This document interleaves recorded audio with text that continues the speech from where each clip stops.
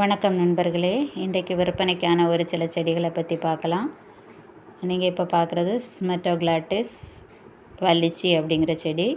இதில் ஒரு 2 செடிகள் நமக்கு இப்போது விற்பனைக்கு தயாராக இருக்குது. இது பட்டர்ஃப்ளை அக்லோனிமா அப்படிங்கிற ரகத்தை சேர்ந்தது. இதில் ஒரு 3 செடிகள் நமக்கு இப்போதைக்கு விற்பனைக்கு தயாராக இருக்குங்க.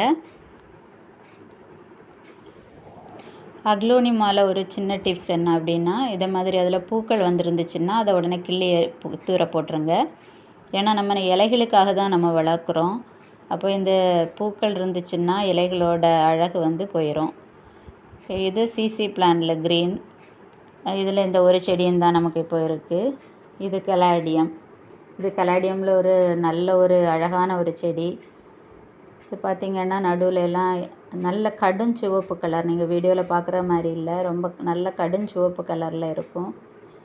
அந்த புள்ளி புள்ளியாக இருக்கிறதெல்லாம் பிங்கு நிறத்தில், அது பச்சை, சிவப்பு, பிங்கு, அது ஒரு நல்ல கலவையாக அருமையாக இருக்குங்க.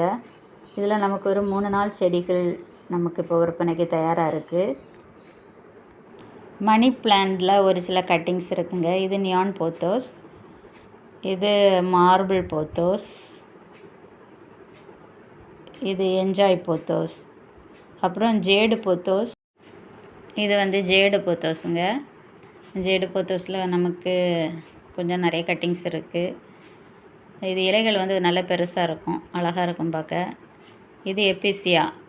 எபிசியாவில் ரெட் கலர் ஃப்ளவர், ரெட்டெல்லாம் ஆரஞ்சு கலர் ஃப்ளவர் வர ஒரு அருமையான செடி. இது வந்து பெப்பரோமியா. இது வந்து நல்ல வேர் பிடிச்ச செடி. இது சாதாரண பச்சை நிறத்தில் உள்ள பெப்பரோமியா தாங்க. அப்புறம் நிறைய பேர் வந்து மணி பிளான்ட்டில் ரூட்டட் கேட்குறீங்க. மார்பிளில் ஒரு ரூட்டட் பிளான்ட் இப்போ நமக்கு இருக்குது.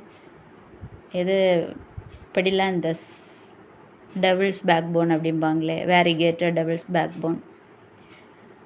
இது வந்து பிங்க் நிற இலைகள் சில இடங்களில் வரும். அதுவும் பார்க்குறதுக்கு ரொம்ப அழகாக இருக்கும்.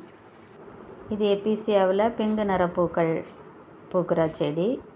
இதுவும் ரொம்ப அருமையான செடி. இது ஃபிஷ் போன் கேக்டஸ்.